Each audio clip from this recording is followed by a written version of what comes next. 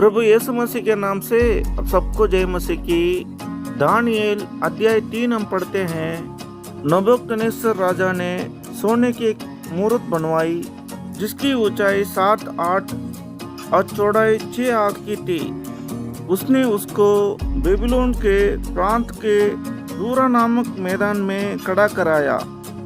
नबूकदनेस्सर राजा ने अधिपतियों, हाकिमों, गवर्नरों, जजों, खजांचियों, न्यायियों, शास्त्रियों आदि प्रांत प्रांत के सब अधिकारियों को बुलवा भेजा कि वे उस मूर्त की प्रतिष्ठा में आए जो उसने खड़ी कराई थी। तब अधिपति, हाकिम, गवर्नर, जज, खजांची, न्याय शास्त्री आदि प्रांत प्रांत के सब अधिकारी नबूकदनेस्सर राजा की खड़ी कराई हुई मूर्त की प्रतिष्ठा के लिए इकट्ठे हुए और उस मूर्त के सामने खड़े हुए।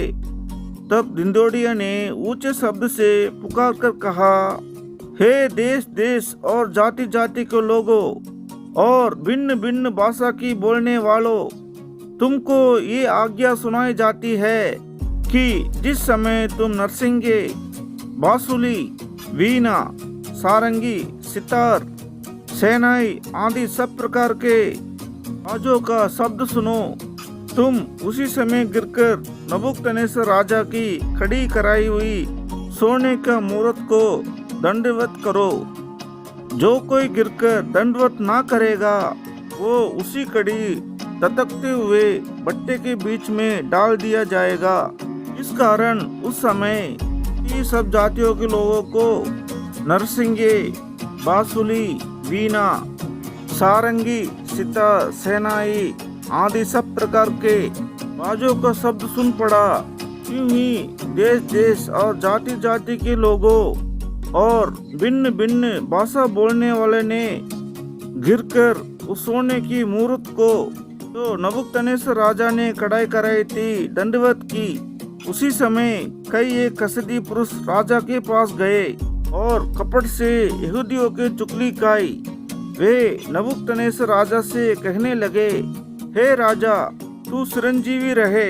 हे राजा, तूने तो ये आज्ञा दी है कि जो मनुष्य नरसिंगों, बांसुरी, वीणा, सारंगी, सितार, शहनाई आदि सब प्रकार के बाजाओं का शब्द सुने वो गिरकर उस सोने के मूर्त को दंडवत करे, और जो कोई गिरकर दंडवत ना करे वो दमकते हुए भट्टे में बीच में डाल दिया जाए।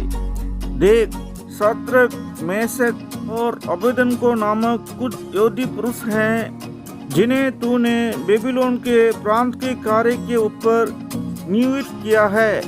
उन पुरुषों ने, हे राजा, तेरी आज्ञा की कुछ चिंता नहीं की। वो तेरा देवता की उपासना नहीं करते और जो सोने की मूर्त तूने खड़ी कराई है उसको दंडवत नहीं करते। तब नबूकदनेस्सर राजा ने रोष और जल जलावट में आकर आज्ञा दी कि शद्रक, मेशक और अबेदनगो को लाओ। तब वे पुरुष राजा के सामने हाजिर किए गए। नबूकदनेस्सर ने उनसे पूछा, हे शद्रक, मेशक और अबेदनगो, तुम लोग जो मेरे देवता की उपासना नहीं करते और मेरी खड़ी कराई हुई सोने की मूर्त को दंडवत नहीं करते, तो क्या तुम जानबूझकर ऐसा करते हो?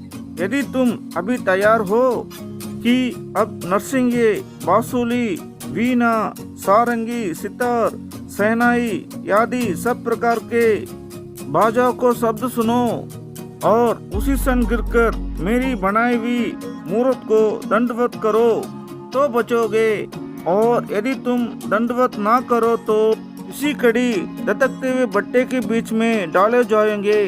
फिर ऐसा कौन देवता है जो तुमको मेरा हाथ से छुड़ा सके? शद्रक, मेशक और अबेदनगो ने राजा से कहा, हे नबूकदनेस्सर, इस विषय में तुझे उत्तर देने का हमें कुछ प्रयोजन नहीं जान पड़ता। हमारा परमेश्वर जिसकी हम उपासना करते हैं वो हमको उस धधकते हुए भट्टे की आग से बचाने की शक्ति रखता है, वरन ये राजा वो हमें तेरे हाथ से भी छुड़ा सकता है। परंतु यदि नहीं तो ये राजा तुझे मालूम हो कि हम लोग तेरा देवता की उपासना नहीं करेंगे और ना तेरी कड़ी कराई हुई सोने की मूर्त को दंडवत करेंगे। तब नबूकदनेस्सर झंझला उठा और उसके चेहरे के रंग शाद्रक, मेशक और अबेदनको के प्रति बदल गया। उसने आज्ञा दी कि भट्टे को 7 गुना अधिक धधका दो। फिर अपनी सेना में के कई एक बलवान पुरुष को उसने आज्ञा दी कि शाद्रक, मेशक और अबेदनको को बांधकर उन्हें दमकते हुए भट्टे में डाल दो।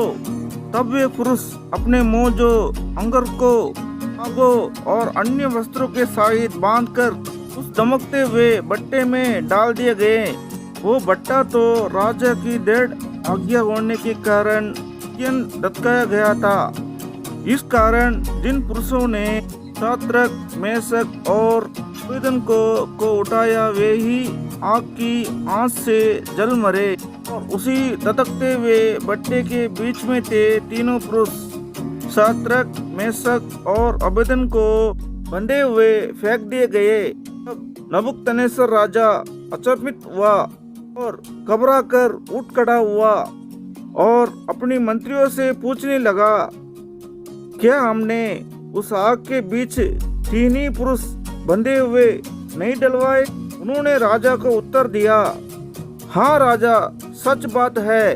फिर उसने कहा, अब मैं देखता हूँ कि 4 पुरुष आग के बीच खुले हुए टहल रहे हैं और उनको कुछ भी हानि नहीं पहुँची।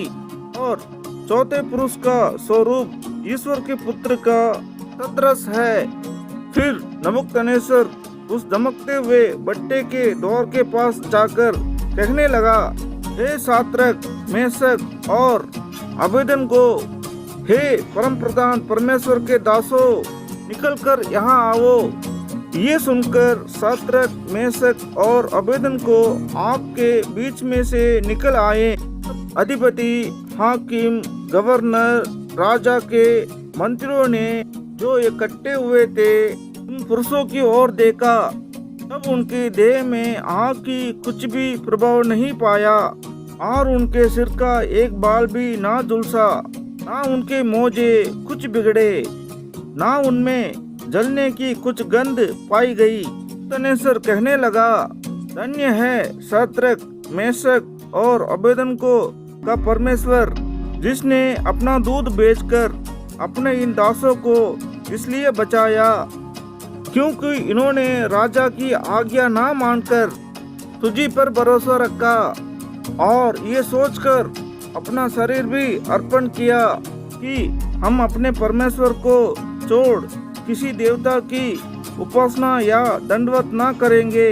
इसलिए अब मैं ये आज्ञा देता हूँ कि देश देश और जाति जाति के लोगों और भिन्न भिन्न भाषा बोलने वालों में से जो कोई शाद्रक, मेशक और अबेदनको के परमेश्वर की कुछ निंदा करेगा वो टुकड़े टुकड़े किया जाएगा और उसका घर घूरा बनाया जाएगा, क्योंकि ऐसा कोई और देवता नहीं जो इस रीति से बचा सके। तब राजा ने बेबीलोन के प्रांत में शाद्रक, मेशक और अबेदनको का पद और ऊंचा किया